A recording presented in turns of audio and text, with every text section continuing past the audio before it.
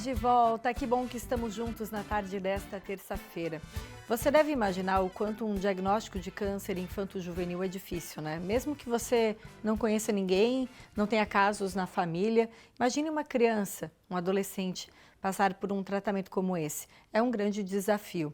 Mas quando se enxerga isso com um olhar otimista, olhando o copo meio cheio, pode fazer toda a diferença, como você vai ver agora nessa reportagem.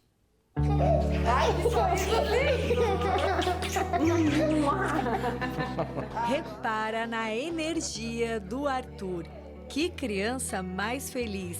Ele tem 3 anos e tem passado por muita coisa desde maio deste ano. A gente sabia que alguma coisa não estava certa, né? Ele teve uma mudança de comportamento. Seguida de aí alguns problemas aí que já de forma física mesmo. Foi 1 mês e meio aí buscando essas respostas até a gente conseguir realmente chegar numa gastropediatra que nos pediu exames mais específicos e com base nesses exames a gente fez uma tomografia e nessa tomografia realmente a gente identificou que existia uma massa grande, né, na época 13 centímetros no abdômen. Ele foi diagnosticado com sarcoma de Ewing extraósseo. A família mal teve tempo de parar, pensar e assimilar tudo. O tratamento contra este tipo de câncer infantil precisava começar logo. Quimioterapia, mais cirurgia. No caso do Arthur, nós fizemos 8 ciclos, repetimos os exames. Ele teve uma resposta assim maravilhosa, surpreendente. De 13 centímetros em aproximadamente 3 meses de tratamento, ele reduzir para 5 centímetros aproximadamente, foi uma resposta muito boa, o que nos deixou muito animados para a sequência do tratamento, né? A cirurgia foi feita lá em Curitiba, né, com a doutora Villani, e foi na biópsia da cirurgia, nós estávamos até aqui internados, fazendo um 9º ciclo de químio, e aí veio a surpresa que ele tinha um outro tumor, o neuroblastoma. E aí, assim, nesse momento foi um baque pra gente, né? Porque como se voltamos a estaca zero, né? O próximo passo do tratamento era um transplante de medula óssea autólogo, onde ele mesmo foi o doador. Com tanta informação, os pais focaram toda a energia no tutu e transformaram o tratamento em diversão. O Arthur, ele desde pequenininho, ele sempre teve uma paixão pelos bombeiros. E pelos personagens, né, Arthur? Pelos Mickey, pelo Capitão América, né? E pelo Aranha. E aí os amigos bombeiros, assim que souberam, né, que no momento do diagnóstico do tumor, né? Vou contar, filho. A gente nem sabia o que era, eles se mobilizaram, levaram os carros do bombeiro até na nossa casa, sabe? Ele veio fardado e era muito legal porque ele tinha essa roupa do bombeiro, assim, como se fosse um manto para ele, né? Parecia que realmente era um escudo para ele. A interação com os bombeiros e personagens deu tão certo que a mãe logo entendeu que precisava continuar com esse mundo lúdico para o filho. E foi aí então que eu criei assim as missões que ele tinha que cumprir. A cada dia que ele terminava um ciclo de químio, ele tinha que abrir um desafio. Então assim, algumas vezes ele estourava um balão, algumas vezes ele abria um quadro. E aí ele sabia que quando ele concluísse a missão, ele teria uma recompensa. Aí os bombeiros presenteavam ele com passeios na escada Magiros. Ele foi conhecer o arcanjo dos bombeiros, tinha o tio Pereira, a doutora Marcela que trouxe o Mickey até o hospital para fazer o corte do cabelo dele. Então isso foi muito legal. Quando? Um dia, né? Ah, mas por que a gente não tá subindo? Você já subiu tantas vezes, né? Não, ainda não subi. Você percebeu que ele sabe de cada etapa do tratamento, né? Mas viveu todas elas de um jeito lúdico e o mais importante, na companhia dos super-heróis dele, os pais. O Arthur nunca teve assim que ele vinha para um tratamento, um momento de sofrimento. Ele sempre veio para o hospital para cumprir uma missão e ele sabia que era missão dada, missão cumprida e preparado, entendeu? Então isso foi assim muito importante em todo esse ciclo. Ele viveu coisas que talvez você, muita gente adulta não viveu, sabe?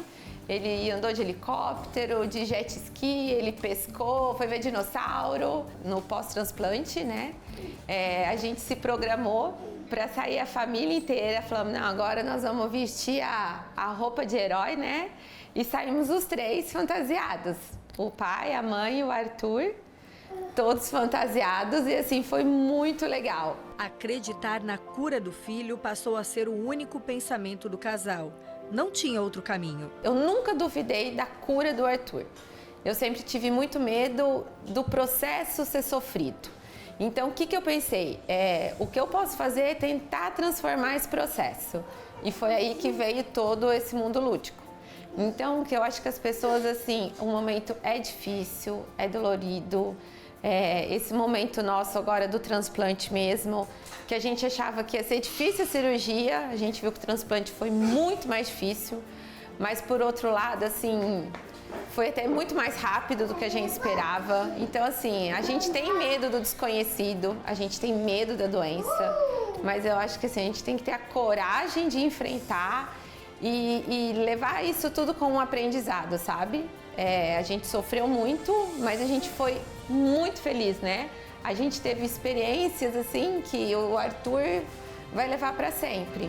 O mundo de faz de conta fez os dias passarem mais rápido. As missões envolveram os pais de um jeito tão intenso que já são mais de 7 meses de tratamento. Ainda não sabem quais serão as próximas etapas, mas o fim dessa história está muito claro. Eles estão prontos para a cura do Tutu. Prontos para a próxima missão. A nossa meta é bater o sininho da cura dele, porque a gente sabe que já deu certo. Aí, ó, podem esperar, porque o sino vai ter bombeiro, vai ter Marshall, vai ter Mickey, vai ser uma festa. Ai,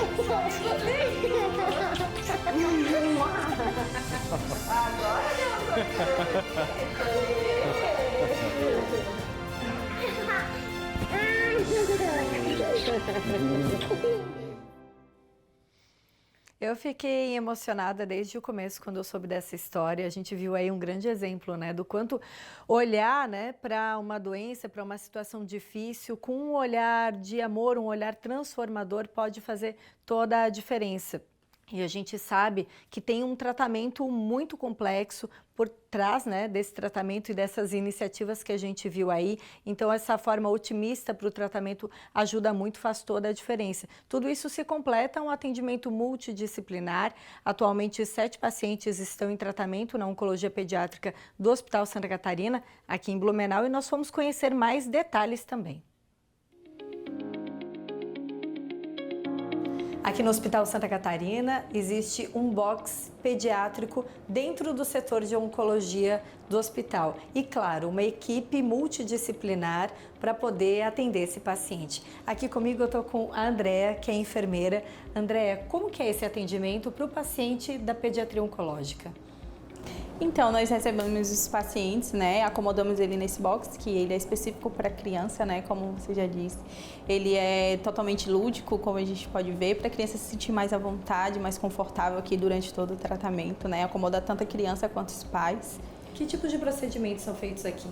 Nós fizemos infusão de quimioterapia, né, nesses pacientes, também manutenção de catéter, troca de quimioterapia, que o paciente às vezes vai para casa com a quimioterapia, nós fazemos essa troca aqui também no ambiente.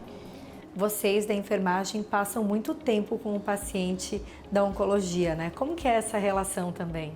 Sim, a gente não tem como não se envolver com esses pacientes, né? Como você falou, a gente passa uma grande parte do tempo com eles durante a infusão, para a gente receber, e tem todo aquele processo para acolher a criança. A gente sabe que não é fácil, né, atender uma criança, né, a questão ali do emocional, eles ficam muito emotivos e tem os pais, então a gente faz todo esse acolhimento tanto para a criança quanto para os pais. Agora aqui vocês têm os médicos que prestam atendimento, fazem as consultas perto, mas você também falava de uma relação com os profissionais da UTI neonatal. Sim, né? Nós temos parceria tanto com a UTI Neo, com os médicos de lá, para qualquer eventualidade que a gente tiver durante o tratamento dessa criança, a infusão da quimioterapia dessa criança no setor, quanto com a unidade de pediatria também, com as enfermeiras, né?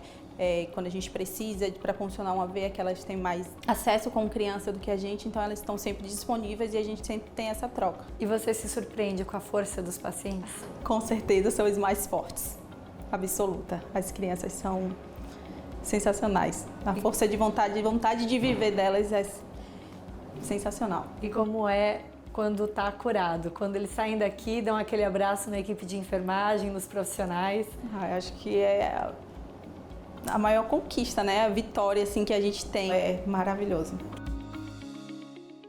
Hospital Santa Catarina apresenta o quadro Posso Completar?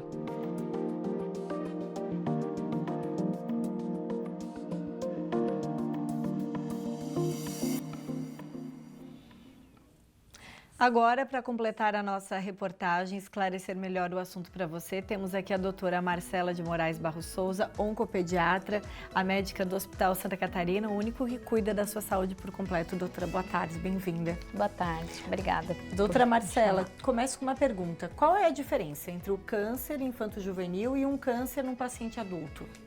São grandes diferenças. Então, o câncer infanto-juvenil, ele se manifesta muito rápido, ele tem uma proliferação rápida. Então, por isso que eu sempre digo que tem que vir logo, porque o câncer infantil, se a gente diagnosticar precocemente, ele tem até 80%, 90% de chance de cura.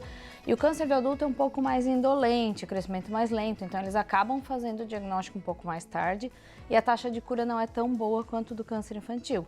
Então, graças a Deus, o câncer infantil cura mais que do adulto. Ainda bem isso, né? E quais são os principais tipos de câncer? A leucemia é o principal na infância, né? Em segundo lugar, os tumores neurológicos de sistema nervoso central, de cérebro, né? Linfomas e depois os abdominais, que é o neuroblastoma, né? O caso que a gente viu antes, tumores ósseos, tumores de retina, de olhos, né? Mas os mais comuns são leucemia, tumor do sistema nervoso central e os linfomas. Difere muito o tipo de tratamento para cada um desses tipos de câncer? Sim, é bem diferente. A leucemia, por exemplo, a gente faz um tratamento de até 2 anos. Né? Enquanto que os outros tumores é de 6 meses a 1 ano e meio. Quais são, por exemplo, os métodos que podem ser utilizados, as abordagens? Quimioterapia, radioterapia, quais são os mais comuns? Na leucemia, basicamente, é quimioterapia. Raros casos tem que fazer uma radioterapia preventiva, mas a maioria é só quimioterapia. Os tumores de sistema nervoso central, eles já são mais cirúrgicos, quimioterapia também, mas a gente usa bem menos quimioterapia. Muitos tumores a gente cura só com a cirurgia ou uma radioterapia, né? Então, a gente usa menos químio. E os linfomas e todos os outros usa basicamente químio e cirurgia para controle local, né? Faz parte do tratamento também apoio psicológico. A gente acompanhou agora uma reportagem mostrando o Arthur, o Tutu. E a família encontrou esse método, né, lúdico, esse sistema de acolhimento e que para o Tutu, na verdade, ele cumpre as missões. Ele, né, talvez ele vai entender lá no futuro melhor que é um tratamento de câncer e tudo mais. Faz diferença esse tipo de abordagem, como a gente viu? Faz muita diferença, até porque eu acho que a taxa de cura na criança também ela é alta porque ele não tem noção de que ele tem um câncer, uma doença grave. Um adulto, um idoso já se entrega, eu tô com câncer, então... Somatiza. Eu já não vou viver mesmo, vou morrer. E realmente essa questão psicológica pode matar uma pessoa, né? Assim, de depressão, de desânimo e não ter força para lutar. E a criança não, a criança ela tem força. O que eles não gostam é ficar internado e levar picada, né? Tirando isso, o resto eles lidam muito melhor que um adulto. Só que eu acho que realmente quem sofre mais são os pais até, né? Para os pais é muito difícil todo dia deitar a cabeça no travesseiro e saber que o filho tem um câncer, que ele pode perder aquele filho, que o filho tem uma doença grave, né? Então, o jeito que a Ana e o Dani enfrentaram a doença foi muito legal, porque eles trazem essa alegria e esse otimismo para o Arthur, né? Verdade. Doutora, tem pergunta do público. Vamos ver quem está perguntando aqui no nosso telão. Kathleen, quais são as chances de cura? É importante essa pergunta, doutora. São altas, né? Principalmente se diagnosticado precocemente. Então, se a gente receber um tumor localizado, sem metástase, de um tamanho pequeno a médio, as taxas de cura são de 70%, 80%, 90%, dependendo do tipo de tumor. E na leucemia, uma leucemia linfóide aguda, baixo risco chega a 95% de chance de cura. Então, né, num geral, a gente tem de 80% a 90%, dependendo do serviço, da região do Brasil, né, do que a gente tem de estrutura, né? O nosso sul do Brasil é muito bom, né? Mas uma média de 80% no câncer infantil é possível se curar. Doutora, agora você falou de diagnóstico precoce, né? Prevenção e diagnóstico precoce. É possível? Quais são os caminhos para a gente conseguir isso? Prestar atenção em determinados sintomas, consultas frequentes? Isso. A prevenção no câncer infantil é muito difícil, com exceção em alguns casos, não é nem prevenção, mas que a gente vai ficar fazendo exame procurando um diagnóstico precoce. Em síndrome de Down, que aumenta um pouco mais o risco de leucemia, na síndrome de neurofibromatose, na síndrome de Li-Fraumeni, que são síndromes genéticas raras, muito raro, e que essa pessoa tem predisposição. Mas na população geral, todos os nossos filhos, né, a população geral, consultas periódicas no seu pediatra, ali na frequência que a gente orienta, né? Desde bebezinho, mensal, depois vai passando, né?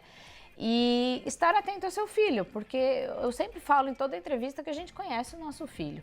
Então, assim, tá com a barriga meio abaulada, essa barriga não era assim, palpa, vê se tem alguma coisa diferente. Tá mancando, tem uma dor no joelho, uma dor de cabeça, enjoos matinais, são sinais de tumor do sistema central.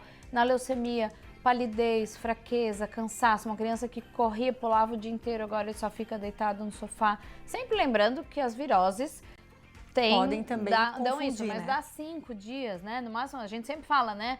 Espera 3 dias, a febre vai passar, mais 2 dias, né? A gripe, tudo passa quando é virose em 5 a 7 dias. E o tumor não, né? A partir de 7 dias a criança não vai melhorar, pelo contrário, ela só vai piorar. Doutora, embora a incidência seja maior aqui na região sul, a gente também tem mais chances de curar, então, né? Se faz mais exames, se busca mais esse resultado, porque a região sul está mais em evidência quando se fala em câncer infanto-juvenil. Sim, infelizmente, o norte e nordeste do Brasil, a gente deve ter muitas crianças que não tem acesso a uma tomografia, por exemplo. Então, o Arthur, ele descobriu o tumor por uma tomografia.